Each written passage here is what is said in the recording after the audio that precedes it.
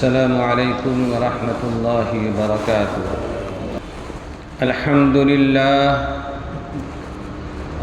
لله نحمده ونستعينه ونستغفره ونؤمن به ونتوكل عليه ونعوذ بالله من شرور أنفسنا ومن سيئات أعمالنا.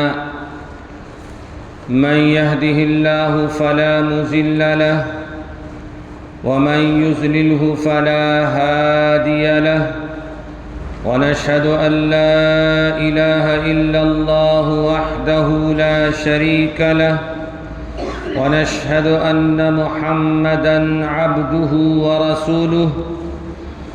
أما بعد، أرسله بالحق بشيرا ونذيرا وداعيا إلى الله بإذنه وسراجا منيرا.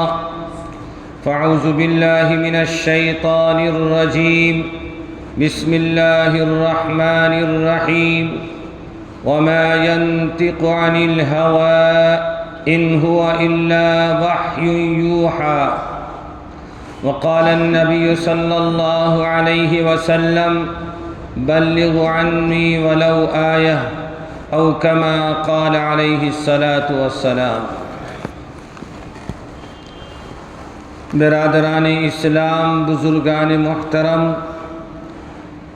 امت کے غیور نوجوانوں، تمام تر حمد و ثنا اور خوبیاں اس خالق و مالک کے لیے جس نے ہمیں اور آپ کو ایمان کی عظیم الشان نعمت عطا فرمائی،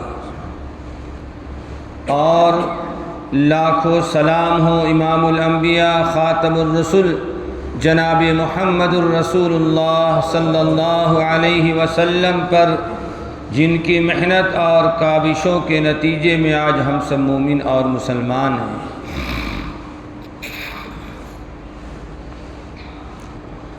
گزشتہ جمعہ قرآن مجید کے تعلق سے کہ قرآن مجید کس طرح نازل ہوا اور اس کی حفاظت کس طرح ہوئی، اس عنوان سے آپ نے خطاب سنا تھا. محافظ قرآن، قرآن کے محافظ کون لوگ ہیں، جس کی تفصیلات گزری ہے. اللہ رب ذوالجلال نے ارشاد فرمایا تھا: انا نحن نزلنا الذکر وانا لہ لحافظون، کہ ہم نے اس کو نازل کیا ہے اور ہم اس کے محافظ ہیں. پھر اس کے بعد تفصیلات آئی تھی کہ اللہ نے تو ذمہ داری لے لیا کہ قرآن کی حفاظت ہم کریں گے، ہم نے اس کو نازل کیا اور ہم ہی اس کی حفاظت کریں گے. لیکن چونکہ دنیا میں اللہ کی سنت یہ ہے کہ اللہ تعالیٰ دنیا کے نظام کو اسباب سے چلا رہا ہے، اسی لیے اللہ تعالیٰ نے قرآن مجید کی حفاظت کے لیے اللہ رب ذوالجلال نے اسباب پیدا فرما دیا. اور پھر اس کے بعد علماء، حفاظ، قراء سب کی تفصیلات آپ کے سامنے آئی کہ اللہ تعالیٰ نے ان کے ذریعے سے قرآن کی حفاظت فرمائی. اب قرآن مجید کے بعد احادیث کا نمبر آتا ہے کہ احادیث کی حفاظت کس طرح ہوئی. کیا دور نبوت میں جس طرح قرآن مجید لکھا گیا تھا، پورا کا پورا قرآن رسول پاک صلی اللہ علیہ وسلم کی حیات طیبہ میں لکھا گیا تھا، کیا اسی طرح احادیث بھی حضور پاک صلی اللہ علیہ وسلم کے زمانے میں لکھی گئی، یاد کی گئی؟ اس کی تفصیلات کیا ہے؟ چونکہ آج کا جو ماحول ہے، لوگ نیا جنریشن جو ہے، یہ لوگ یوٹیوب سے اور گوگل سے احادیث کو اخذ کرتے ہیں، ڈھونڈتے ہیں اور اس پر عمل بھی کرتے ہیں. ابھی گزشتہ جمعہ کے بعد اسی درمیان میں ہمارے ایک انجینئر صاحب انہوں نے فون کیا کہ مولانا ایک یہ دعا ہے، اس میں بتایا گیا کہ اس دعا کو کثرت کے پڑھنے سے بہت فائدہ ہوگا، تو ذرا دیکھ کر بتائیے.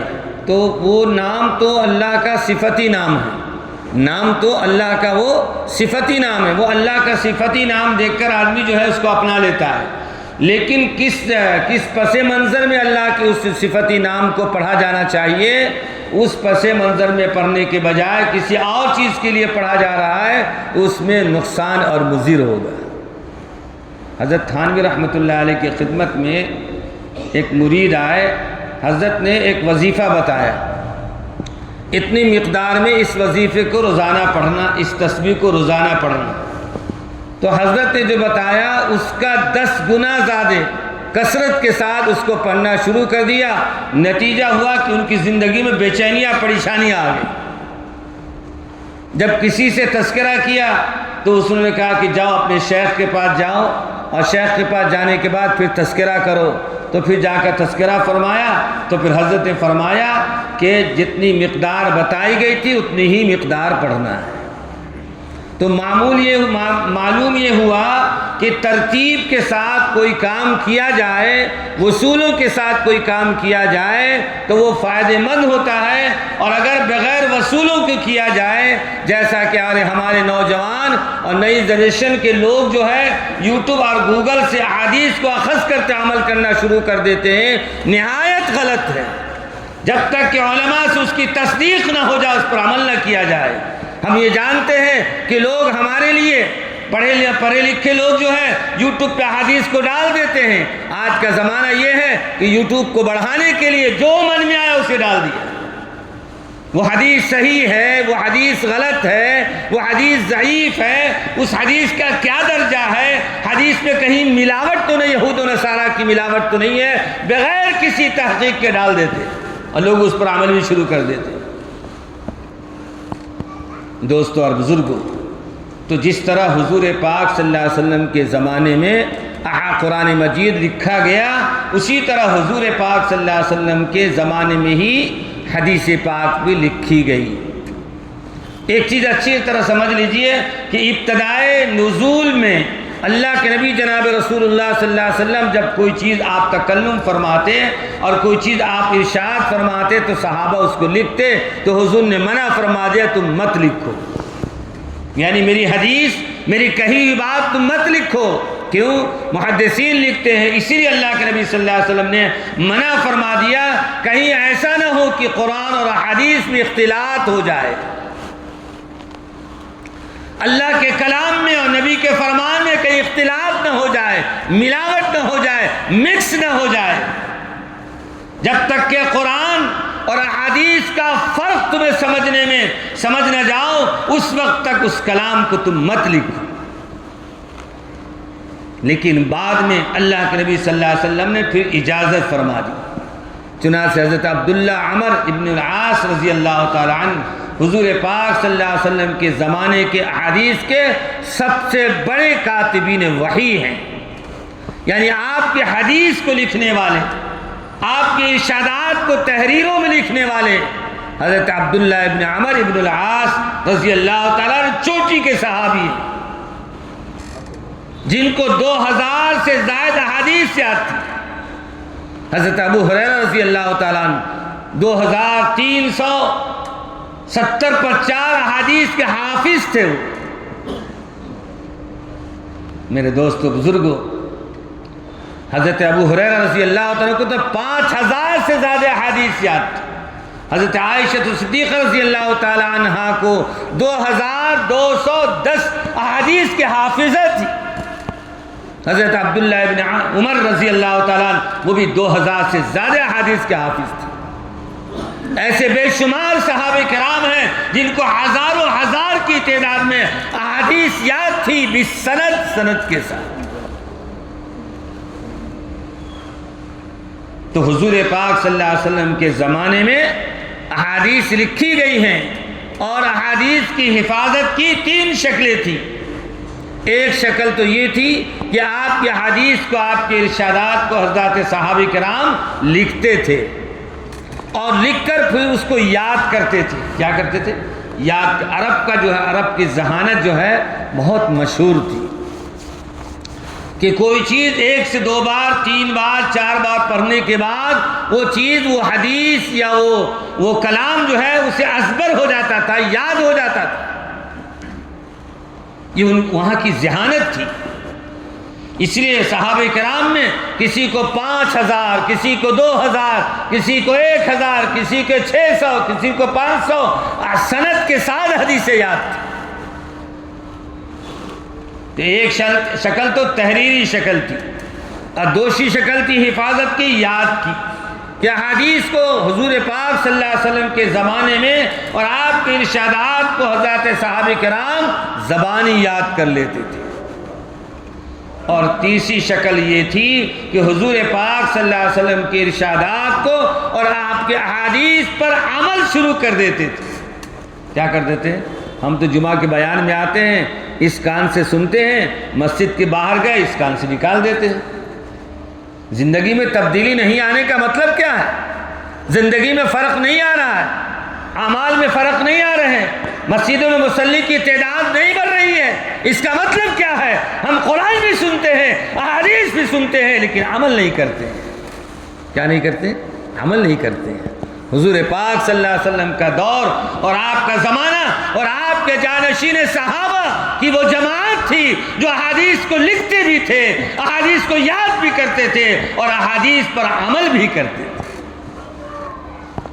حدیث پر عمل بھی کرتے تھے۔ میرے دوست بزرگوں، حضور پاک صلی اللہ علیہ وسلم کی دیکھیے قرآن مجید میں دنیا میں ایک جماعت ایسی ہے جس کا نام ہے منکرین حدیث، حدیث کا انکار کرنے والے۔ کہتے میں صرف کتاب اللہ کو مانتا ہوں، قرآن کو مانتا ہوں، احادیث کو نہیں مانتا ہوں۔ نقل کفر کفر نباشد، کفریہ جملہ نقل کرنا نصیحت کے لیے، سمجھانے کے لیے کفر نہیں ہے، اسی کو کہا گیا نقل کفر کفر نباشد، کفر کو نقل کرنا کفر نہیں ہے۔ بہرحال تو حدیث کے انکار کرنے والے لوگ اعتراض کرتے ہیں کہ احادیث تو کتابی شکل میں 200 سال کے بعد لکھی گئی، 250 سال کے بعد کتاب کی شکل دی گئی ہے، اس لیے احادیث محفوظ نہیں ہے۔ ان کا یہ باطل عقیدہ ہے، جن کے یہ خیالات ہیں وہ باطل عقیدے ہیں، باطل خیال ہے۔ اور یوں بھی اعتراض کرتے ہیں یہ کیا بات ہوئی کہ جو نبی بول رہے ہیں اس کو لکھ رہے ہیں، جو نبی بول رہے ہیں اس کو لکھ رہے ہیں۔ ایک صحابی نے کہا کہ ایک صحابی رسول ہیں غالباً حضرت عبداللہ ابن عمر ابن العاص، ہر بات کو لکھتے تھے حضور کی۔ تو کسی نے کہا کہ ہر بات کیوں لکھتے ہو؟ آپ صلی اللہ علیہ وسلم کبھی غصے میں ہیں، کبھی مزاج میں یہ ہے، اور آپ کی زبان سے کچھ اور نکل جائے اور اس کو تم لکھ لیتے ہو۔ اللہ کے نبی صلی اللہ علیہ وسلم فرمایا قسم ہے اس ذات کی، کیا فرمایا؟ قسم ہے اس ذات کی، نبی جب تکلم کرتا ہے تو حق ہی ہوتا ہے۔ کیا فرمایا؟ حق ہی ہوتا ہے اور غلط نہیں ہوتا ہے۔ اسی لیے قرآن مجید کے سورۃ النجم 27ویں جز کے اندر اللہ رب العزت ارشاد فرما رہے ہیں وَمَا يَنطِقُ عَنِ الْهَوَىٰ إِنْ هُوَ إِلَّا وَحْيٌ يُوحَىٰ۔ اللہ تعالیٰ نے ان لوگوں کی زبانیں بند کر دی، ان لوگوں کے جو نبی پر اعتراض کرنے والے ہیں، نبی پر نکتہ چینی کرنے والے ہیں، نبی کے کلام پر آواز اٹھانے والے ہیں۔ اللہ نے کہا خبردار خبردار، اس کی تمہیں اجازت نہیں ہے، اس لیے وَمَا يَنطِقُ عَنِ الْهَوَىٰ، نبی اپنی خواہشات سے کچھ نہیں بولتے، نبی اپنے من سے اپنے دل سے کچھ نہیں بولتے۔ پھر کیا بولتے ہیں؟ ان هو الا وحی یوحیٰ، رب کی طرف سے جو وحی کی جاتی ہے وہی نبی زبان سے تکلم کرتے ہیں اور ارشادات فرماتے ہیں۔ بات کلیئر ہو گئی کہ جس طرح قرآن اللہ کی کتاب مسلم ہے، اسی طرح نبی کا کلام مسلم ہے۔ اس لیے کہ نبی کے زبان سے جو کلام ادا ہو رہا ہے جسے احادیث کہا جاتا ہے، اللہ نے اس کے بارے میں فرما دیا کہ نبی کوئی من سے کوئی بات نہیں کرتے ہیں، کوئی نفسانیات کوئی بات نہیں کرتے ہیں، نبی جو بات کرتے ہیں وہ اللہ کی طرف سے وحی ہوتی ہے۔ میرے دوستوں اور بزرگوں، تو احادیث جمع کیا گیا اور اس کے بعد اللہ تعالیٰ نے اپنی دین کی حفاظت کے لیے فقہا کی جماعت کو پیدا کیا، ایک جماعت فقہا کی جماعت کو پیدا کیا، اور ان کا کام تھا الگ الگ جماعتوں میں، جیسا کہ گزشتہ جمعہ آپ نے قرآن کے تعلق سے سنا، اسی طرح احادیث حضور پاک صلی اللہ علیہ وسلم کی جو احادیث ہیں وہ قرآن کی تفسیر ہے۔ اب آپ صلی اللہ علیہ وسلم نے حدیث میں ارشاد فرما دیا، اور آپ کے ارشادات کے بعد اس حدیث کو سمجھنے کے لیے علم چاہیے، اس حدیث کو پہنچانے کے لیے علم چاہیے۔ اب اس حدیث کے مسئلہ اخذ کرنا ہے، مسائل نکالنا ہے، تو فقہاء کرام کی بڑی جماعت کو اللہ نے پیدا کیا۔ امام ابو حنیفہ رحمۃ اللہ علیہ جو تابعین ہیں، علماء نے لکھا ہے کہ آپ کے 17 صحابہ سے ملاقات ہے، آپ تابعین ہیں، حضرات صحابہ کا زمانہ اور حضرات صحابہ کرام سے آپ کی ملاقات ہے، انہوں نے حدیث کو اخذ کیا اور فقہ کی شکل میں اس کو مسائل کو جمع کیا جو امت کے سامنے۔ اس کے بعد ایک جماعت اللہ نے ایسی پیدا کیا جس کا کام تھا احادیث کو جمع کرنا، سند کو جمع کرنا، صرف احادیث نہیں، احادیث کے ساتھ ساتھ سند کو جمع کرنا۔ سند کیا ہے؟ راوی۔ راوی کہتے ہیں اس حدیث کو فلاں ابن فلاں نے نقل کیا، فلاں ابن فلاں نے نقل کیا، تو وہ بیچ کے درمیان میں جو نقل کرنے والے ہوتے ان کو راوی کہتے ہیں، ان کو راوی کرتے ہیں۔ اس کے لیے 6 حدیث کی مستند کتابیں لکھی گئی جس کو صحاح ستہ کہا جاتا ہے۔ ستہ کے معنی 6 کے آتے ہیں، صحاح معنی صحیح۔ اللہ کے نبی جناب رسول اللہ صلی اللہ علیہ وسلم کی احادیث کو محدثین نے اور حدیث کے بڑے بڑے مشائخ اور بڑے بڑے محدثین نے ان کو احادیث کو جمع کیا اور ان کی سندوں کو جمع کیا، راویوں کو جمع کیا۔ امام بخاری رحمۃ اللہ علیہ، امام مسلم رحمۃ اللہ علیہ، امام ترمذی، امام ابو داؤد اور معطا امام مالک، معطا امام محمد، حدیث کی یہ 6 کتابیں جو مستند ہیں جس میں کسی جماعت کا اختلاف نہیں ہے۔ احادیث کی یہ صحاح ستہ کی جو کتابیں ہیں، دنیا کے جس ملک میں چلے جائیں اگر وہاں حدیث کی پڑھائی ہو رہی ہے، یہ 6 حدیث کی ہی پڑھائی ہو رہی ہے۔ یہ 6 حدیث کی جو کتابیں ہیں، انہی 6 حدیث کی کتابیں پڑھائی ہو رہی ہے، جو آخری سال میں دور حدیث کے سال میں بخاری شریف، مسلم شریف، ترمذی شریف، ابو داؤد شریف، معطا امام مالک، معطا امام محمد اور ابن ماجہ، یہ حدیث پڑھائی جاتی ہے، یہ حدیث پڑھائی جاتی ہے۔ ان احادیث میں کیسی حدیثیں ہیں؟ مستند احادیث۔ ان کو جمع کرنے والے سب سے پہلے جن کو علماء نے لکھا ہے کہ بڑے سے بڑے محدثین، امام بخاری رحمۃ اللہ علیہ کے حدیث پر جس کتاب کو آپ پڑھتے ہیں اگر البخاری لکھا رہتا ہے اس کو فوراً آپ تسلیم کرتے کہ صحیح حدیث سے ثابت ہے۔ امت مسلمہ کا متفقہ فیصلہ ہے کہ امام بخاری رحمۃ اللہ علیہ 2700 احادیث جو بخاری شریف میں آپ نے لکھا ہے وہ بالکل مستند ہے، اس کی سند بھی مستند ہے، اس پہ آج تک کسی نے اعتراض نہیں کیا، کسی نے نقطہ چینی نہیں کی۔ یہ تو 2700 وہ حدیثیں ہیں جو صرف ایک بار ذکر کی گئی ہے، جیسے بخاری شریف کی پہلی حدیث انما الاعمال بالنیات، سارے اعمال کا دار و مدار نیتوں پر ہے۔ بخاری شریف کی آخری حدیث سبحان اللہ و بحمدہ سبحان اللہ العظیم، یہ آخری حدیث ہے۔ تو اس طرح جو احادیث کا تذکرہ ہوا، ایک بار جو تذکرہ ہوا ہے، دوبارہ وہ حدیث نہیں آئی کسی دوسری شکل اور زاویے میں، ایسی حدیثیں بخاری شریف میں 2700 ہیں۔ اور جو حدیث اور اس کے ذیل میں حدیث آئی ہے ان تمام حدیثوں کو جمع کیا جائے تو بخاری شریف میں 9000 حدیثیں۔ کتنی حدیثیں ہیں؟ 9000 حدیثیں۔ اللہ اکبر۔ امام بخاری رحمۃ اللہ علیہ کی ذات اور آپ کی شخصیت دنیا میں مسلم مانی گئی، دنیا میں آپ کے والد محترم، آپ کا نام محمد، آپ کا نام محمد، اور آپ کے والد اسماعیل، ان کو بھی ایک دو نہیں بلکہ ہزاروں حدیثیں یاد تھیں، اور وہ بھی محدث تھے، وہ بھی محدث تھے۔ امام بخاری رحمۃ اللہ علیہ 1194 ہجری میں پیدا ہوئے، 194 ہجری میں پیدا ہوئے، یعنی حضور پاک صلی اللہ علیہ وسلم کے 190 پر 4 سال میں آپ پیدا ہوئے۔ اتنا دوری ہے حضور پاک صلی اللہ علیہ وسلم کے زمانے سے، 2 سال کہہ لیجئے نا، لگ بھگ 2 سال، 200 سال، 2 سال نہیں 200 سال۔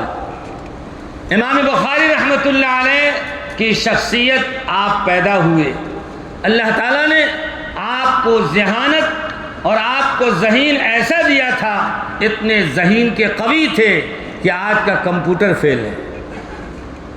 سارے کے سارے بڑے سے بڑے چوٹی کے محدثین نے، کہیں بصرہ میں جلسہ ہو رہا ہے، کہیں بغداد میں جلسہ ہو رہا ہے، امام بخاری رحمۃ اللہ علیہ کی ذہانت کا امتحان لینے کے لیے، ایک موقع پر آپ کا امتحان لینے کے لیے پورے علاقے، پورے شہر کے محدثین کو بلایا گیا، اور 10 ایسے محدث کو، ایسے آدمی کو تیار کیا گیا جو 10 حدیثوں میں ہر راوی کو غلط بیان کر کے اور سوال کیا گیا۔ امام بخاری رحمۃ اللہ علیہ، امام بخاری رحمۃ اللہ علیہ جیسے حدیث وہ پڑھتے فوراً فرما دیتے لا ادری، یہ صحیح نہیں ہے، یہ معلوم نہیں ہے، یہ حدیث کا حصہ نہیں ہے۔ 10 کی 10 حدیث کو امام بخاری رحمۃ اللہ علیہ انکار کر دیا، اور اس کے بعد جو پڑھا لکھا طبقہ تھا وہ تو سمجھ گیا، لیکن جو عام پبلک تھی ان کو سمجھ میں نہیں آئی بات کہ دنیا جہاں میں چرچا ہے، عرب کے حجاز میں چرچا ہے امام بخاری کا، اور ان کی یہ حالت ہے۔ امام بخاری رحمۃ اللہ علیہ، اب ان کا کمال دیکھیے، اب صحیح حدیث بیان کرنا شروع فرمایا، اور صحیح حدیث بھی بیان فرماتے، اور جو شیخ دوسری حدیث غلط بیان کیا تھا، ایک بار سن کر اللہ نے ان کو دماغ میں نقش کر دیا، اب وہ حدیث بھی سنا رہے جو غلط بیان کی ہے، اور صحیح حدیث بھی سنا رہے۔ ذہن، کتنے حدیثیں ان کو یاد تھی؟ 2 لاکھ حدیثیں یاد تھی۔ کتنی حدیثیں؟ 2 لاکھ۔ بعض محدثین نے لکھا ہے امام بخاری رحمۃ اللہ علیہ کو ایسی حدیثیں جو مخلوط تھی، جو غیر صحیح تھی، ایسی 2 لاکھ حدیثیں یاد تھی، اور مستند باسند حدیثیں 1 لاکھ ازبر یاد تھی۔ 1 لاکھ حدیث کے حافظ حدیث تھے۔ امیر المؤمنین فی الحدیث ان کا خطاب ہے۔ کیا ان کا خطاب؟ امیر المؤمنین فی الحدیث ان کا خطاب ہے۔ 1 لاکھ سے زیادہ حدیثیں ان کو سند کے ساتھ یاد ہے۔ امام بخاری رحمۃ اللہ علیہ غسل کرتے، نماز پڑھتے، اور اس کے بعد تب جا کر حدیث لکھتے۔ امام بخاری رحمۃ اللہ علیہ کئی ہزار حدیثوں میں سے چھانٹ کر، آپ بتائیے کہ سند کے ساتھ ان کو 1 لاکھ حدیثیں تھی، اس حدیثوں میں سے انہوں نے جو ضروری سمجھا، ایسی 2700 حدیث کو بخاری شریف میں جمع کیا ہے۔ آپ کی عمر تقریباً 15 سے 16 سال کی عمر ہے۔ 16 سال کی عمر اپنے والدہ کے ساتھ والد کا انتقال بچپن میں ہو گیا تھا، والدہ کے ساتھ اپنے بھائی احمد کے ساتھ مدینہ پاک گئے، اور مدینہ پاک بیٹھ کر روضہ رسول کے پاس بیٹھ کر آپ نے ایک کتاب لکھی ہے جس کا نام ہے تاریخ کبیر، جس کا نام ہے تاریخ کبیر۔ اس کتاب میں تو امام بخاری رحمۃ اللہ علیہ نے انتہا فرما دیا، اسماء الرجال جتنے تاریخ کے مستند حوالے تھے سارے حوالوں کو جمع کیا ہے، سارے راویوں کو جمع کیا ہے۔ امام بخاری رحمۃ اللہ علیہ کی ذہانت دیکھیے، ابھی 16 سال کی عمر ہے یا 18 سال کی عمر ہے، لیکن آپ نے وہ کمال پیدا کیا، گویا کہ چھوٹی عمر سے ہی احادیث کے لکھنے کا، تاریخ کے لکھنے کا آپ کو جذبہ اور شوق تھا۔ امام بخاری رحمۃ اللہ علیہ کے استاد کتنے تھے معلوم؟ ہمارے اور آپ کے استاد کتنے ہیں؟ 2 10 20 25 50، بہت زیادہ بڑے علامہ ہیں، 100 استاد ہوں گے۔ کتنے ہوں گے؟ 100 استاد ہوں گے۔ امام بخاری رحمۃ اللہ علیہ کے استاد جو مستند کتابوں میں لکھا ہے وہ 1000 سے متجاوز تھے، 1080 ان کے استاذ تھے جن کا باقاعدہ تاریخ اور سیرت کی کتابوں میں نام لکھے ہوئے.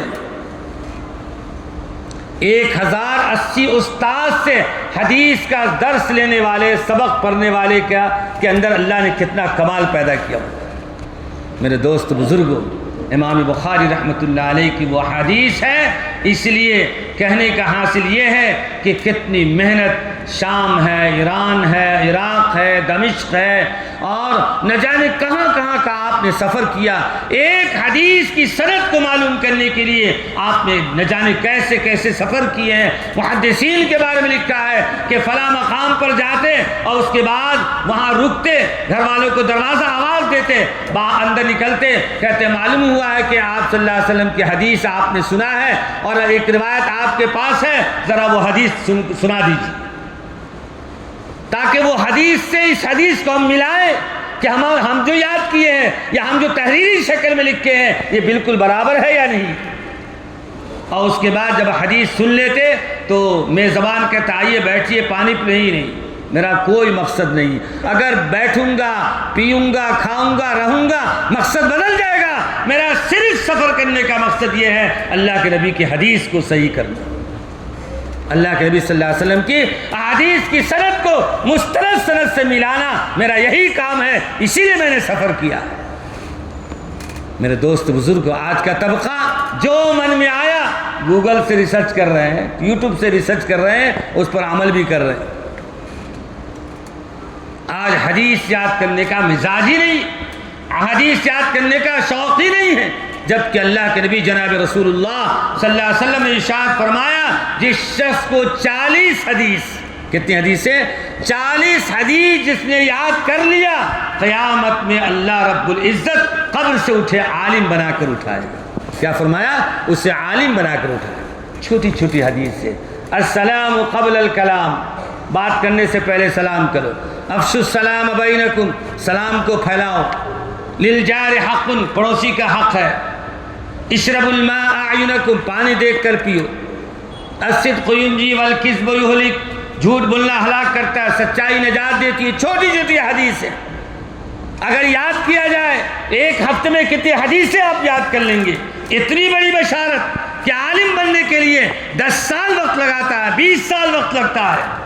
اللہ کے نبی فرما رہے ہیں جس نے 40 احادیث یاد کر لیا، قبر سے اللہ تعالیٰ اسے عالم بنا کر اٹھائے. نیت کرتے ہیں انشاءاللہ، ہر آدمی نیت کیجئے انشاءاللہ ثم انشاءاللہ 40 احادیث سے خود بھی یاد کروں گا، اپنے بیوی بچوں کو بھی یاد کروں گا. میرے محترم بزرگوں، دوستو، تو احادیث کے جمع کرنے کے سلسلے میں اللہ تعالیٰ نے محدثین کی جماعت کو پیدا کیا. ان میں سب سے اول درجہ امام بخاری رحمۃ اللہ علیہ، جن کی کتاب کو اصح الکتب بعد کتاب اللہ کا خطاب ہے، یعنی سب سے زیادہ کتاب اللہ کے بعد اگر صحیح ترین کتاب ہے تو امام بخاری کی بخاری شریف. میرے محترم بزرگوں، دوستو، آپ کہیں گے ہم تو عالم نہیں ہیں لیکن بخاری پڑھنے کا شوق ہے.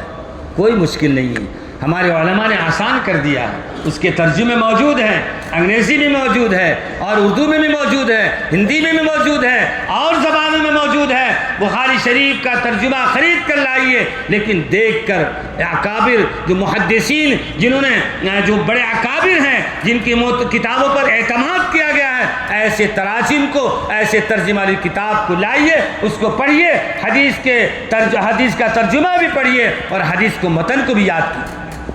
انشاءاللہ قرآن اور حدیث سے جو ہمارا رشتہ مضبوط ہو جائے گا، زندگی کے سارے مسائل ہو جائیں گے، حل ہو جائیں گے. اللہ سے دعا ہے اللہ ہمیں اور آپ کو کہنے سے زیادہ عمل کی توفیق عنایت فرمائیں. وآخر دعوانا ان الحمد للہ رب العالمین.